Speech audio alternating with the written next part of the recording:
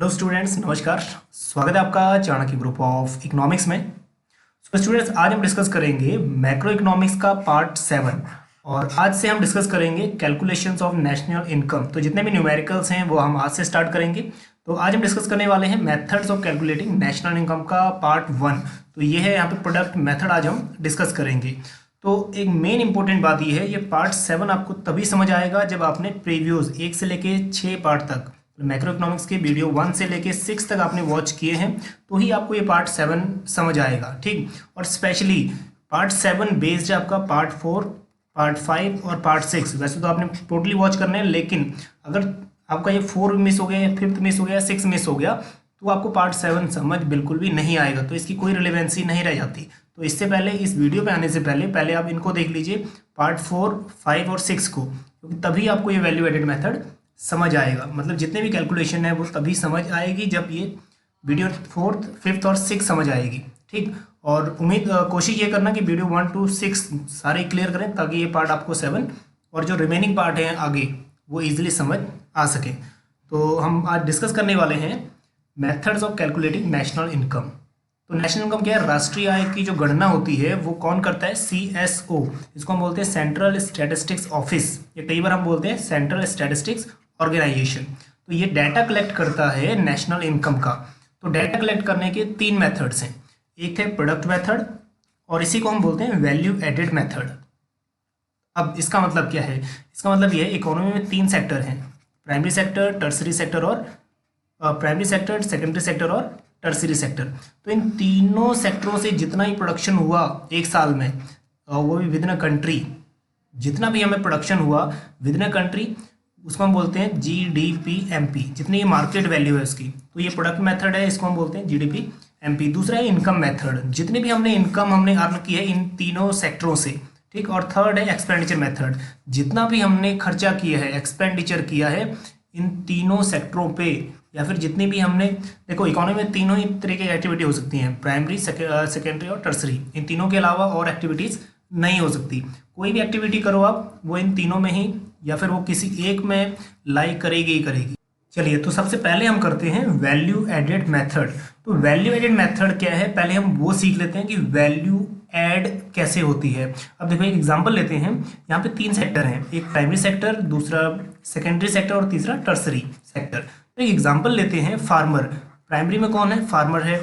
Farmer क्या करता है? प्रोडक्ट करके आगे शिफ्ट कर देते हैं। मान लो वीट प्रोड्यूस किया तो वीट आगे शिफ्ट कर दिया मशीनरी में, मतलब जो फ्लोर मिल है या फिर जो जिसके मशीनरी है जो फ्लोर बनाती है उसको बेच दिया। और उसके बाद वो क्या करेगा? फ्लोर मिल फ्लोर तैयार करके आगे बेच देगा इसको, जो बेकर्स, जो बेकरी है जिसकी जो भी ब्रेड्स बनाता है वो। ठीक, तो ये तीनों सेक्टरों में ही फ्लो कर गया, तो कुछ ना कुछ वैल्यू ऐड हुई। चलिए हम चलते हैं प्रैक्टिकल एस्पेक्ट की तरफ। इसमें हम थोड़ा सा पहले हाईलाइट करते हैं, इसकी डीप में इसको करेंगे बाद वाले स्लाइड में। देखो इसमें क्या है, डिफरेंट यहाँ पे सेक्टर्स हैं या फिर डिफरेंट एक्टिविटीज़ हैं। ठीक, डिफरेंट इंडिविजुअल। नंबर 1 पे आया फार्मर। फार्मर क्या किया? वीट वैल्यू ऑफ आउटपुट कितनी हुई? 500। और जितने भी 500 की वीट थी उसमें कॉस्ट भी कुछ आई होगी, तो कॉस्ट कितनी थी? 200। तो वैल्यू एडेड, इसने वैल्यू ऐड कितनी की? मतलब वैल्यू ऐड क्या होता है? Value of output minus intermediate cost, इसको हम बोलते हैं इक्वल टू वैल्यू एडेड। ठीक, तो वैल्यू ऐड मतलब एक ये भी कह सकते हो आप कि उसको प्रॉफिट कितना हुआ। तो 500 उसने अर्न किए और 200 कॉस्ट थी, तो वैल्यू ऐड कितनी हुई? 300। उसके बाद फ्लोर मिल को इसने 500 का बेचा था। अब जब 500 का इसने फ्लोर मिल को बेचा तो इंटरमीडिएट कॉस्ट, तो जो कॉस्ट है फ्लोर मिल की वो तो 500 आ गई। अब ये 500 में ही नहीं बेचेगा, क्योंकि फ्लोर मिल पहले उसको प्रोसेस में करेगा मशीनरी में, और उसके बाद अपने कुछ प्राइस, अपना कुछ प्रॉफिट डाल के ज़्यादा में बेचेगा। तो उसने वैल्यू एडिशन करके कितने बेचा? 700 में। तो अगेन इसने भी कितने की वैल्यू ऐड की? इसने भी 200 रुपये की वैल्यू ऐड की। ठीक, अगेन फ्लोर मिल ने बेकरी को 700 में बेच दिया, मतलब 700 में बेचा था बेकरी को, तो 700 जो इंटरमीडिएट कॉस्ट है वो होगी बेकरी की 700 कॉस्ट। चलिए, सो ऑन। लास्ट फेज में क्या हुआ? यहाँ पे value added by first, second, third, तो जितने भी यहाँ पे इकोनॉमिक एक्टिविटीज़ हो रही हैं या फिर इंडिविजुअल्स हैं, उनका हम क्या करेंगे? वैल्यू एडिशन करेंगे।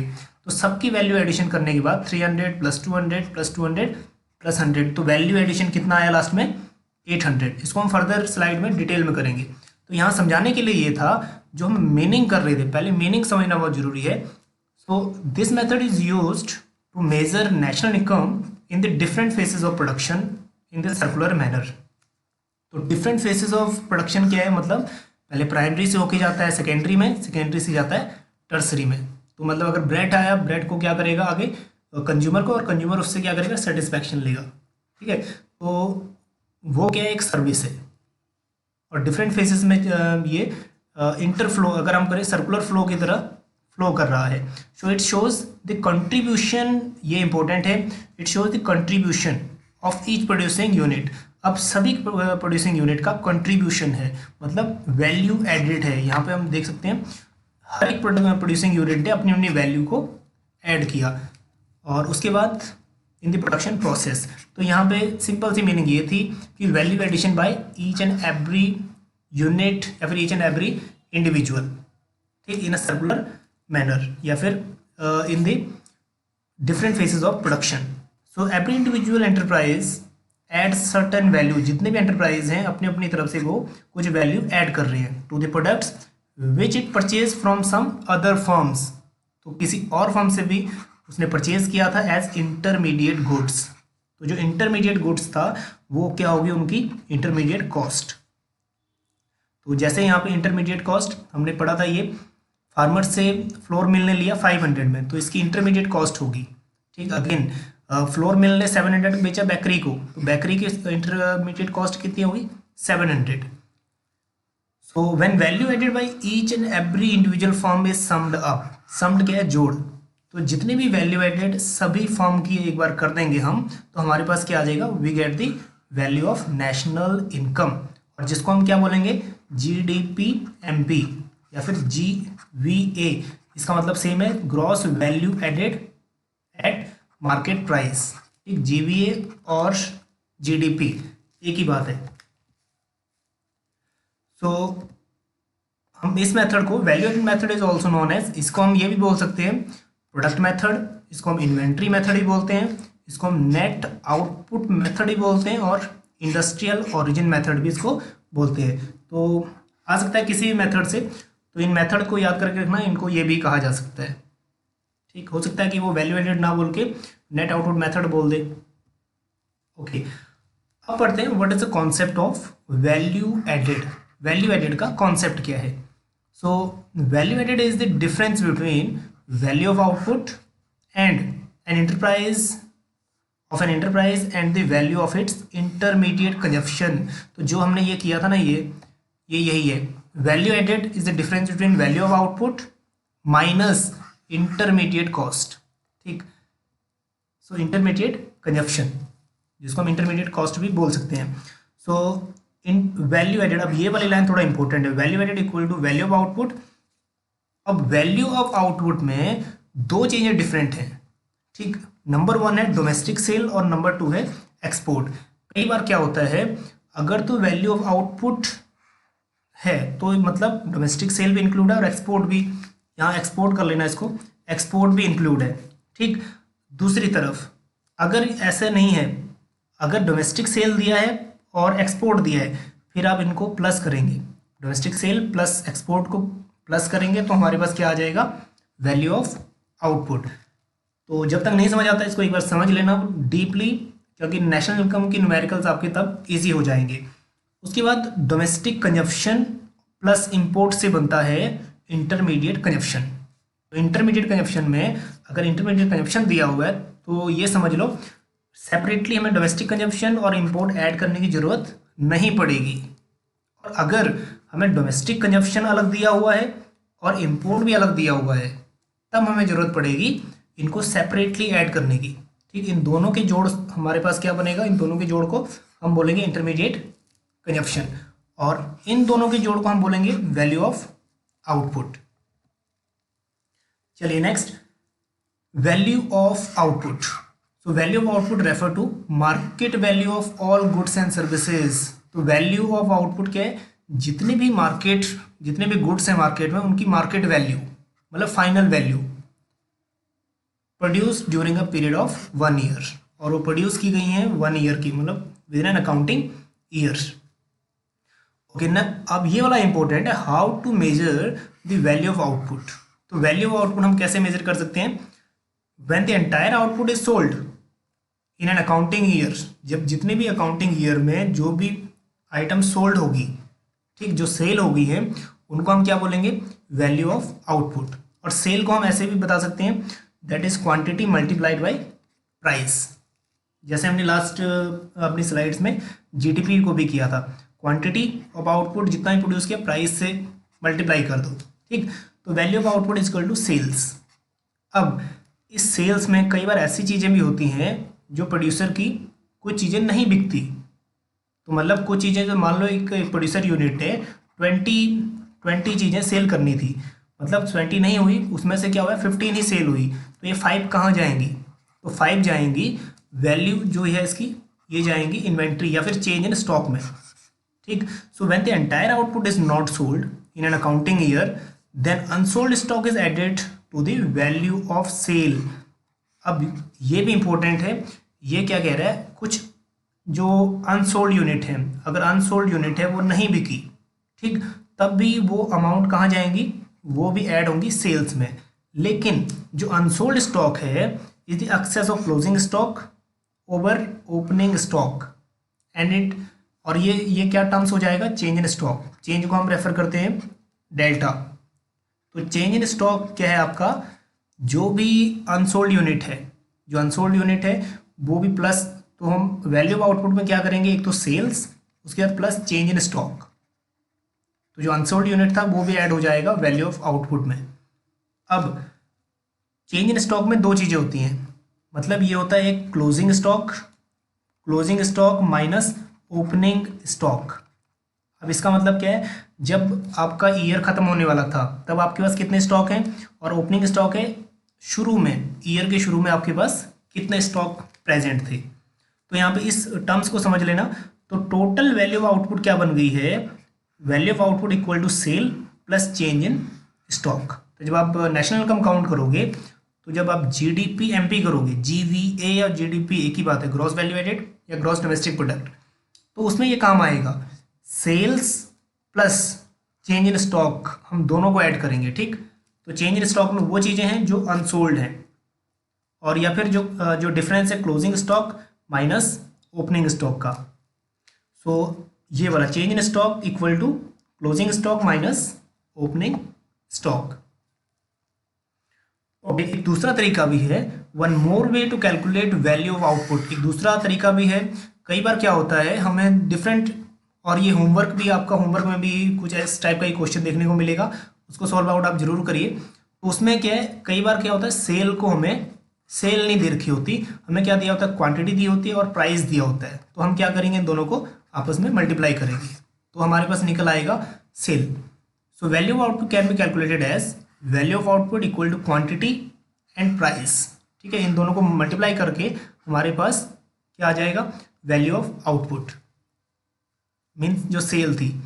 So if the firms manufacture 1000 pairs, manufacture करता है शूज़ के एनुअली एंड सेल्स देम, और सेल कर देता है 500 पर पेयर, तो वैल्यू ऑफ आउटपुट कितनी निकलेगी? दैट इज 1000 मल्टीप्लाई 500, 5 लाख, ठीक। अब एक ये भी इंपॉर्टेंट है, exports are not separately included. ये टर्म्स पहले भी बता दी गई है। अगर यहाँ पे सेल्स ऑलरेडी दिया हुआ है तो एक्सपोर्ट सेपरेटली ऐड नहीं होगा। तो exports are not separately include in value of output if sales are given.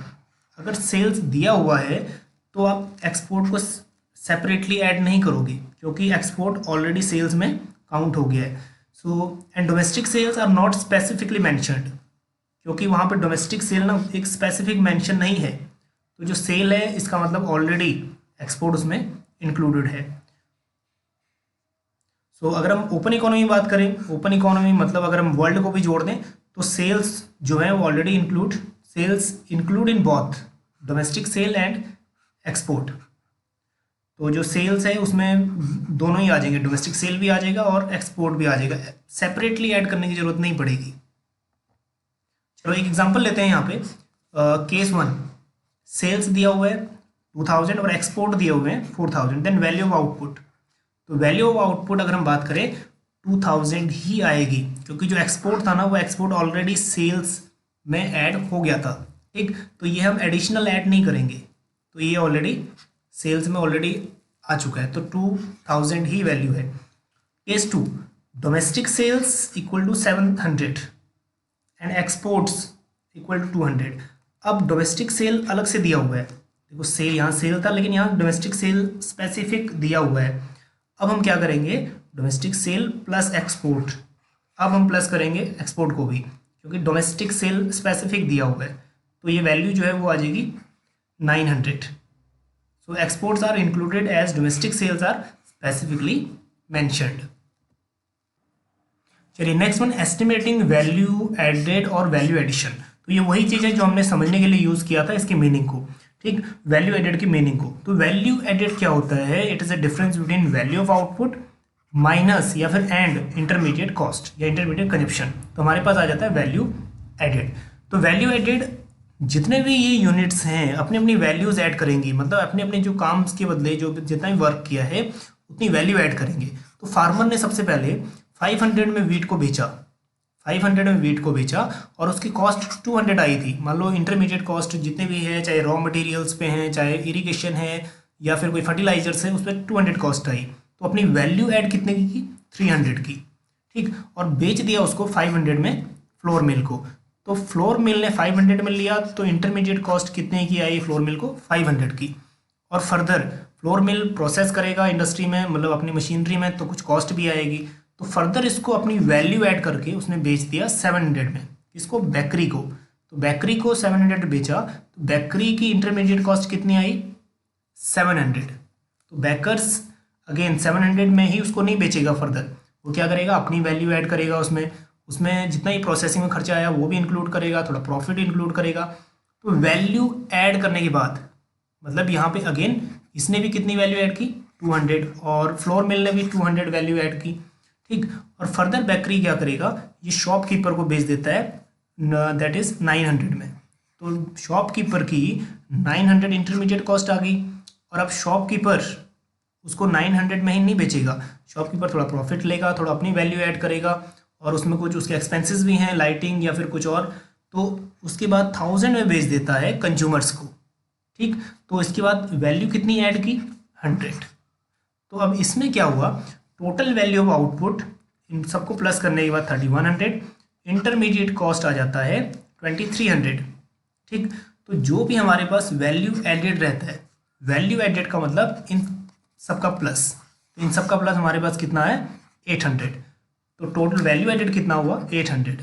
So value added by all the producing enterprise is that is 300 plus 200 plus 200 plus 100, 800। Okay, तो ये वही steps wise step हैं, तो अब यहाँ पे एक एक करके पढ़ेंगे तो ज़्यादा टाइम लगेगा, तो इसको एक बार आप सेल्फ समझ लेना, वही चीज़ है जो हमने टेबल में किया था।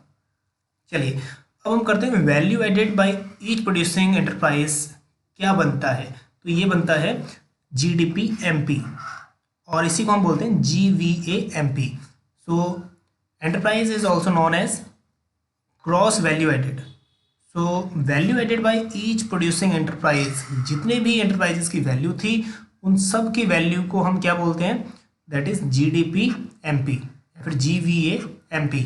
इसको हम ग्रॉस वैल्यू एडेड भी बोलते हैं और GDP भी बोलते हैं, ठीक। तो ग्रॉस वैल्यू एडेड क्या हुई, gross value added by primary sector, उसके बाद plus value added by secondary sector और value added by tertiary sector. तो इन तीनों को जोड़ के हमारे पास क्या आ जाता है GDP MP या फिर GVA MP भी इसको कई बार हम बोलते हैं।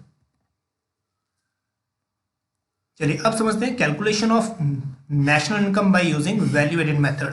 तो ये स्टेप्स वाइज स्टेप आप चलोगे तो कैलकुलेशन इजी हो जाएगी। सबसे पहले हमने क्या करना है, identify and classify the production units. Production unit को क्लासीफाई करना है कि कौन प्राइमरी सेक्टर में है, कौन सेकेंडरी सेक्टर में और कौन टर्सरी सेक्टर में है। फिर उन सबको जोड़ के हमारे पास क्या आएगा, GDP MP आएगा। उन सबको जोड़ के हमारे पास आएगा GDP MP, ठीक। तो GDP MP को, अब GDP MP हमारे पास आ गया है, GDP-MP, यहाँ पे थोड़ा टाइम लग सकता है क्योंकि इसको हमने कन्वर्ट करना है। GDP-MP तो आ गया, ठीक है। अब हमने कैलकुलेट करना है थर्ड में डोमेस्टिक इनकम। डोमेस्टिक इनकम क्या होती है? डोमेस्टिक इनकम हमने स्लाइड्स में पढ़ा था, इसको हम बोलते हैं NDP-FC, ठीक। अब NDP-FC इसको लेके आना है तो सबसे पहले क्या करोगे, GDP-MP को NDP-FC बनाना है, ठीक। तो सबसे पहले क्या करो, ग्रॉस में से माइनस, हमने नेट में आना है, net domestic product at factor cost में आना है। तो इसमें क्या करो, जो जी है पहले इसको नेट में आने के लिए माइनस क्या करोगे, डेप्रिसिएशन, तब ये ग्रॉस में से क्या आ जाएगा, ग्रॉस में से नेट पे आ जाएगा। और ये डोमेस्टिक यहाँ है और यहाँ भी डोमेस्टिक है तो कोई चेंज नहीं होगा। उसके बाद जो MP है, margin that is market price, इसको चेंज करना है हमने फैक्टर कॉस्ट में। तो हमने बोला है जब मार्केट प्राइस में क्या होता है, टैक्सेस इंक्लूड होते हैं, तो हम यहाँ टैक्सेस क्या करेंगे, माइनस कर देंगे, क्योंकि हम फैक्टर कॉस्ट में टैक्सेस माइनस करते हैं, इनडायरेक्ट टैक्सेस, और प्लस क्या करते हैं, सब्सिडी। तो हमारे पास इसमें क्या आ जाएगा, GDP-MP से हमने कन्वर्ट कर दिया इसको GDP दैट इज NDP-FC में। और कई बार हम क्या करते हैं, इस टर्म्स को अगर हमारे पास -IT या प्लस सब्सिडी नहीं करना तो सिंपली इसको कर दो -NIT, मतलब नेट इनडायरेक्ट टैक्स, ठीक। और उसके बाद चलिए अब हम चलते हैं इसी पे, by subtracting the amount of depreciation and net indirect taxes from the GDP we get domestic income. तो डोमेस्टिक इनकम आ जाएगी, हमने क्या करना है, GDP, so that is NDP-FC equal to पहले GDP-MP, उसमें से माइनस कर देना है डेप्रिसिएशन और उसमें से माइनस कर देना है नेट इनडायरेक्ट टैक्सेस NIT। और अगर दो सेपरेट दिए हुए हैं तो minus indirect tax plus subsidy. तो ये तभी समझ आएगा जब आपने फैक्टर कॉस्ट और मार्केट प्राइस अच्छी तरह से समझा है, ठीक। तो उसके बाद हमने चेंज करना है नेशनल इनकम में, और नेशनल इनकम जो net factor income from abroad होता है उसको हम क्या बोलते हैं, उसको टर्म्स को हम बोलते हैं NNP-FC, ठीक। तो NNP-FC में ये टर्म्स चेंज करना है तो हम क्या करेंगे, पहले देखो हमने एक चार्ट किया था, अगर वो चार्ट ये वाला समझ आया आपको तो आप इजीली कर सकते हैं। हमने क्या किया, पहले NDP था, नेट डोमेस्टिक प्रोडक्ट था, डोमेस्टिक इनकम था, ये डोमेस्टिक इनकम को अब डोमेस्टिक इनकम को नेशनल इनकम में कन्वर्ट करना है। तो क्या ऐड करेंगे, पहले net domestic product at factor cost आ चुका है हमारे पास, ये ऑलरेडी आ चुका है, net domestic product factor cost, ये हमने मेथड ऑलरेडी सीख लिया है कि इसका मेथड ये है।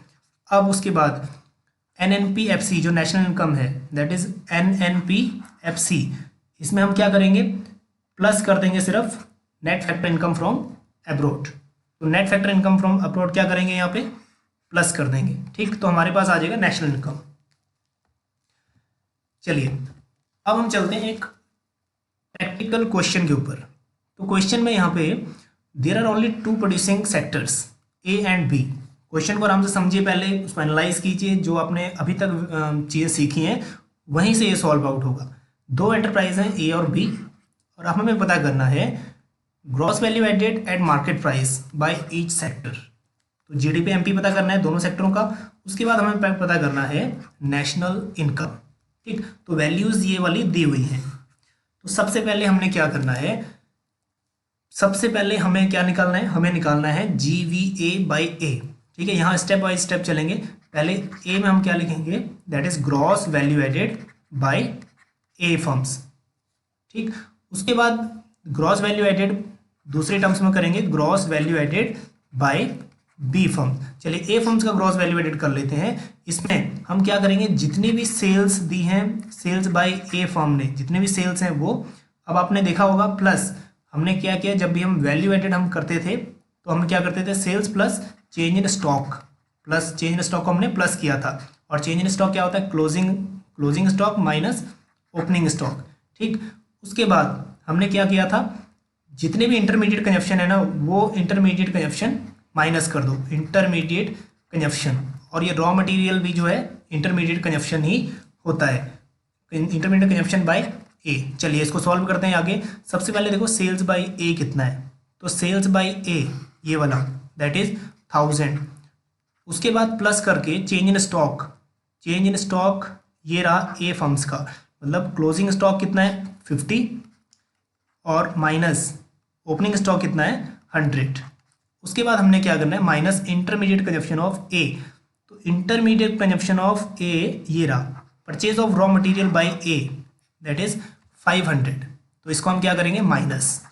तो अब देखते हैं कि GVA ए फर्म का कितना आया, तो ए फर्म का कितना आया 1000, इसको हम कर देते माइनस में, तो ये हो जाएगा 950, तो 950 माइनस 500, तो ये आ गया 450 ए फर्म का। चलिए दूसरी करते हैं बी फर्म का, जैसे यहाँ किया ना सेम करना है, sales by B firm plus change in stock, और चेंज इन स्टॉक में क्लोजिंग माइनस ओपनिंग, उसके बाद minus intermediate consumption by B firm. चलिए फटाफट कर लेते हैं जब टाइम ज़्यादा यूज़ ना हो, मतलब ज़्यादा वेस्ट ना हो। सो सेल्स में हम कर लेते हैं पहली बार, सेल्स ऑफ बी कितना है 2000, उसके बाद प्लस करते हैं चेंज इन स्टॉक, तो चेंज इन स्टॉक यहाँ पे change in stock of B, simply change in stock दिया है, ठीक है, तो टोटल वैल्यू दी हुई है, माइनस प्लस यहाँ करने की आपको जरूरत नहीं है क्योंकि एक ही वैल्यू दी हुई है, तो क्लोजिंग ओपनिंग नहीं दिया हुआ, चेंज इन स्टॉक दिया हुआ है माइनस 200। उसके बाद हमने करना है minus intermediate consumption by B, तो intermediate consumption purchase of raw material by B is 600, तो उसके बाद हम फर्दर करते हैं दैट इज 2000 मान लीजिए 1800 हो गया माइनस 600, तो ये हो गया 1200। तो अब हमारे पास GVA ए फर्म का और GVA बी फर्म का दोनों ही आ चुके हैं, ठीक, तो ये हम करते हैं। अब थर्ड में हम करेंगे GVA of firm A plus GVA of firm B, तो यहाँ पे 450 प्लस 1200, तो हमारे पास टोटल मतलब GDP MP कितना आया, तो GDP MP क्या है, जितने भी एंटरप्राइज हैं उनका वैल्यू एडेड, तो GDP MP वैल्यू एडेड कितना हुआ टोटल 1650, तो GDP MP कितना आया 1650। तो हमारा जो एक क्वेश्चन था ये वाला gross value added by market price A and B, ये तो क्लियर हो गया। अब दूसरा क्वेश्चन वो कह रहा है कि नेशनल इनकम कन्वर्ट करो। नेशनल इनकम क्या होता है, अब आपको पता हो तो नेशनल इनकम जो है उसको हम क्या बोलते हैं NNP फैक्टर कॉस्ट। तो चलिए यहाँ पे थोड़ा स्पेस बना लेते हैं। तो नंबर 1 हमने किया था GVA फर्म्स ए का, जो GVA फर्म्स ए का कितना था दैट इज 450, उसके बाद GVA जो दूसरे फर्म्स का था बी फर्म का वो था 1200, तो टोटल GDP MP इन दोनों के जोड़ को GDP MP कितना आया था दैट इज 1650। चलो GDP MP तो आ गया, हम अब हमने क्या करना है calculate national income. National income का मतलब हमने पढ़ा था, नेशनल इनकम क्या होता है दैट इज नेशनल इनकम मतलब NNPFC, तो हमें फाइंड आउट करना है NNPFC net national product at factor cost, ये करना है। तो ये क्या होता है, अब हम करेंगे equal to GDP MP। Now next हमने क्या करना है, जो GDP MP है GDP MP को कहाँ टर्म्स चेंज करना है, नेट में करना है। तो सबसे पहले ग्रॉस को नेट में करना है, तो क्या करेंगे माइनस क्या करेंगे डेप्रिसिएशन, तो यहाँ पे हम क्या करेंगे माइनस डेप्रिसिएशन। उसके बाद माइनस डेप्रिसिएशन करने के बाद अगर आपको पता है कि हमने क्या करना है, जो फैक्टर कॉस्ट है और यहाँ पे मार्केट प्राइस था, अब मार्केट प्राइस को टर्न करना है फैक्टर कॉस्ट में। पहले ग्रॉस को नेट में कन्वर्ट किया, अब हमने क्या करना है, जो मार्केट प्राइस है मार्केट प्राइस को फैक्टर कॉस्ट में करना है। तो फैक्टर कॉस्ट में किया तो हम क्या करते हैं, मार्केट प्राइस में टैक्सेस प्लस होते हैं, तो हमने क्या करना है टैक्सेस माइनस करना है। मार्केट प्राइस में प्लस होते हैं और फैक्टर कॉस्ट में माइनस होते हैं, हमने फैक्टर कॉस्ट ही बनाना है, तो हम करेंगे नेट इनडायरेक्ट टैक्सेस माइनस। अब नेक्स्ट ये है नेशनल प्रोडक्ट और ये है डोमेस्टिक को हमने नेशनल पे लेके जाना है, तो हम क्या करेंगे net factor income from abroad को क्या करेंगे प्लस करेंगे, ठीक। तो ये भी टर्म्स हमारी कन्वर्ट हो गई है डोमेस्टिक से नेशनल में, तो सारी टर्म्स अब हमारी शिफ्ट हो गई है डोमेस्टिक से नेशनल की तरफ। अब हम वैल्यूज पुट कर देते हैं। तो सबसे पहले GDP MP हमारा आया था 1650, उसके बाद हमने क्या किया माइनस कर दिया डेप्रिसिएशन को। डेप्रिसिएशन कितना है यहाँ पे that is consumption of fix capital by A and B 180 depreciation, minus कर देना है नेट इनडायरेक्ट टैक्स। देखते हैं indirect taxes paid by firm A and B, तो इनडायरेक्ट टैक्सेस दिए हुए सिंपली, तो इनडायरेक्ट टैक्सेस दिए होंगे तो उनको माइनस करोगे, और अगर सब्सिडीज भी दिया होता अलग से तो उसको प्लस करते। और अगर यहाँ पे इनडायरेक्ट टैक्स दिया हुआ है, सिर्फ नेट नहीं दिया हुआ, अगर नेट वो बात करता है तो नेट में दोनों ही इंक्लूड होंगे, ठीक, इनडायरेक्ट टैक्सेस माइनस सब्सिडी। और अगर वो डिफरेंट दे रहा है, अगर मान लो यहाँ पे सब्सिडी गिवन होता तो सब्सिडी को आप क्या करते, प्लस करते, क्योंकि दो सेपरेट दी हुई थी, ठीक। तो यहाँ पे दो सेपरेट दी हुई हैं अगर, तो क्या करोगे, फैक्टर कॉस्ट में लेके जाना है। तो इसलिए मैं बोल रहा हूँ कि वो वीडियोस आप देखना, उनमें डिटेल में बताया हुआ है क्यों और कैसे, ठीक। तो फैक्टर कॉस्ट में आने के लिए हम क्या करेंगे, माइनस टैक्स प्लस सब्सिडी। लेकिन यहाँ पे सिर्फ इनडायरेक्ट टैक्सेस ही दिया हुआ है, सब्सिडी नहीं दिया हुआ, तो सिर्फ माइनस इनडायरेक्ट टैक्सेस ही करो 120। अब हमने क्या करना है, net factor income from abroad, जितनी भी हमने कमाई बाहर से करी वो भी प्लस कर देनी है। तो कितनी हमने फॉरेन से करी, दैट इज 20, बस। अब हमने इसको प्लस कर देना है, that is minus and minus, ये 300 हो गया, तो 1600 माइनस 300 दैट इज 1350 हो गया, प्लस 20। तो अपनी जो NNPFC थी उसकी वैल्यू कितनी है, दैट इज 1370। तो ये टोटल आपका कैसे निकला, पहले आपने GDP MP को निकाला, फिर उसके बाद GDP MP को कन्वर्ट किया NNPFC में, ठीक। ये 1 बाय 1 स्टेप है, इसको 1 बाय 1 कर लेना, अगर नहीं समझ आता वीडियो बार बार देख लेना, समझ आ जाएगा। चलिए, सो यहाँ पे एक क्वेश्चन है सिर्फ होमवर्क के लिए, ज़्यादा क्वेश्चन नहीं है, सिर्फ एक क्वेश्चन है, इसको सॉल्व आउट करने की कोशिश करना। अगर ये सॉल्व आउट होता है तो डेफिनेटली फर्दर क्वेश्चन भी आपसे सॉल्व आउट हो जाएंगे। तो यहाँ सबसे पहले हमने सॉल्व करना है gross value added at market price, मतलब GDP MP, ठीक।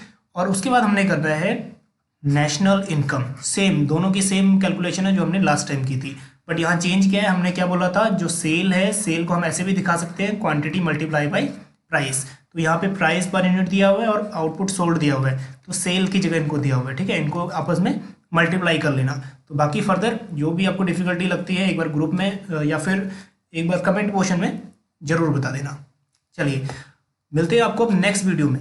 नेक्स्ट वीडियो हम डिस्कस करेंगे प्रोडक्ट मेथड का सेकंड, इसमें हम करेंगे प्रॉब्लम्स ऑफ डबल काउंटिंग क्या होती हैं, उसके बाद precautions related to product method. चलिए, आप बने रहिए चाणक्य ग्रुप ऑफ इकोनॉमिक्स के साथ। Thank you.